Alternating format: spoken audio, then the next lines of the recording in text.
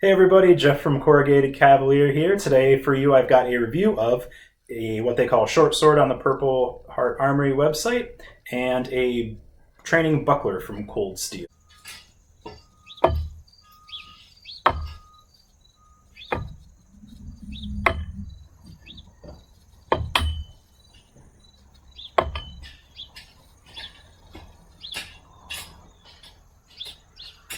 I bought these to begin my sword and buckler training, primarily I-33, though I would like to look into some of the Italian systems as well.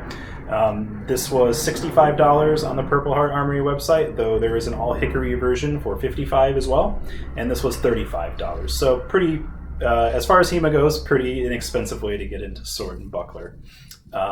As I said, I've just started, so I've really just been doing a lot of basic drill kind of things and technique kind of things to kind of get into it. So there are a lot of things I like about this, and there are maybe like two things that I don't really like about it. So let's get into the review.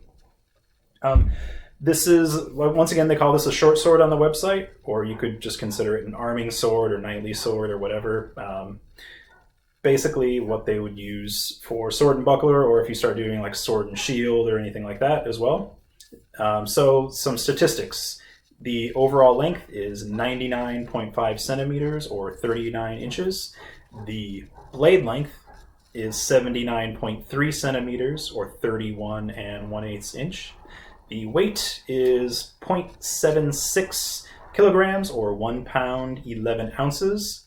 And the point of balance is 17 centimeters from the guard block. I had it.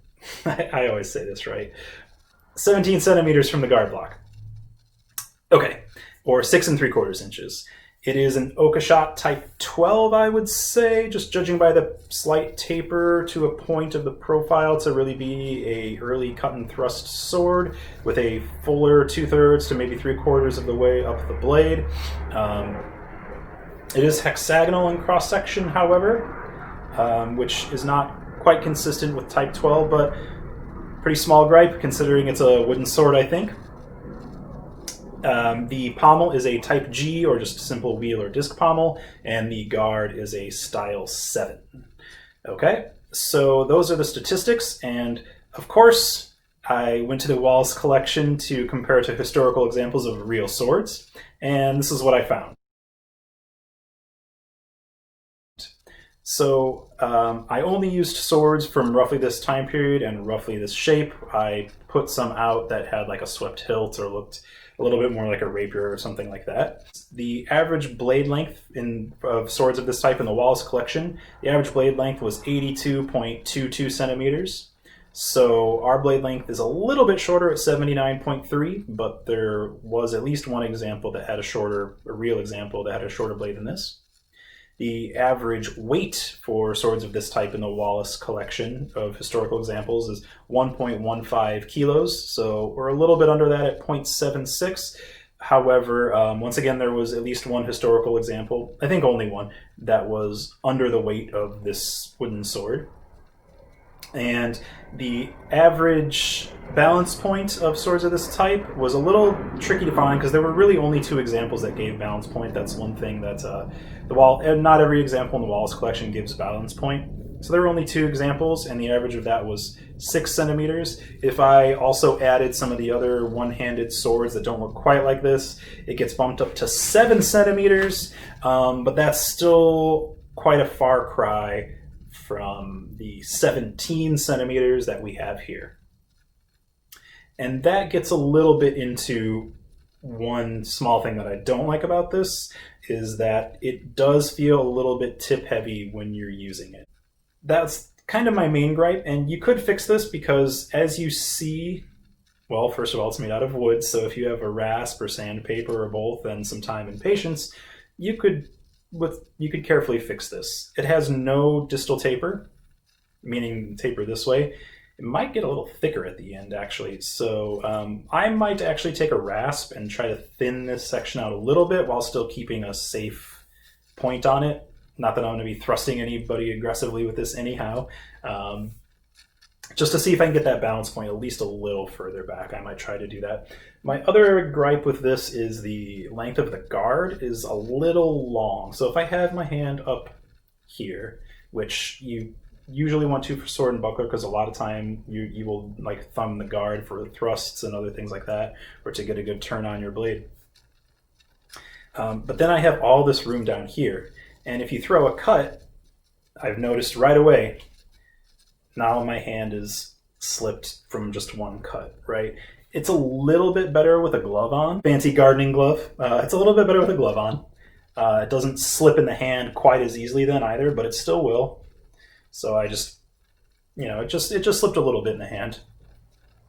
So I would really like it if this pommel were a little bit shorter, and the balance point is a little bit further back, but it's a little bit tricky to do with wood, I think, and still keep it as a safe training tool.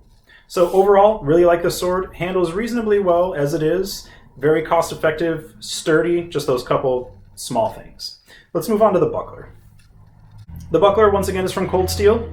It measures 300 millimeters in diameter, or 11 3/4 of an inch, and weighs 2 pounds, 2 ounces, or 0.94 kilograms.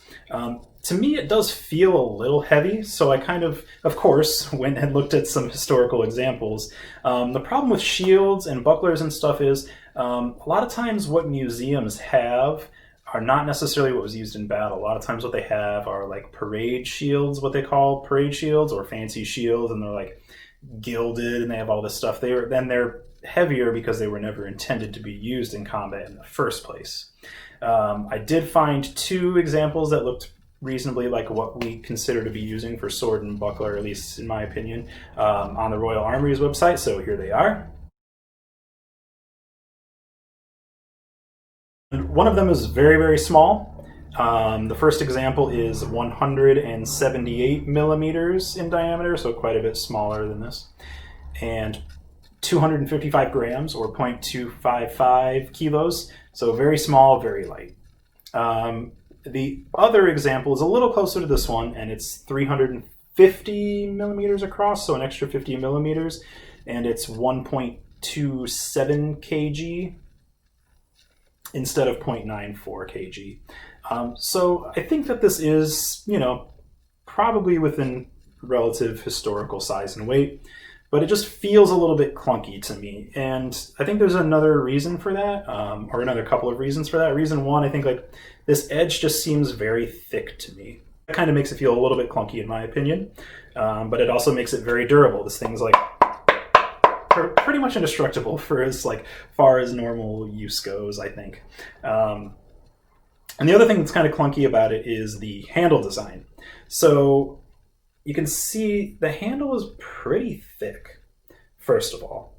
It's very thick, it's very solid, and mostly I really don't like these ridges here. When you're doing buckler techniques, from what I've seen, once again I'm just starting, you use your thumb to pivot the buckler.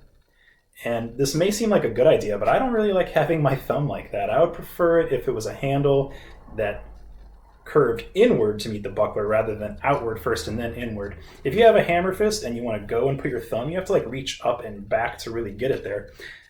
So yeah, you can just have your thumb on it the whole time, and that sort of solves the problem, but it's still a little bit uncomfortable. So I don't personally love the handle design, but also $35, pretty much indestructible buckler.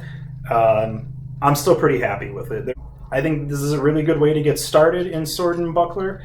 I have my couple of small gripes on this, on both things, but overall for the cost, I think this is a really good way to get started. I hope to upgrade sometime if I continue doing this, but this is great to just get some drill, get some technique and stuff like that.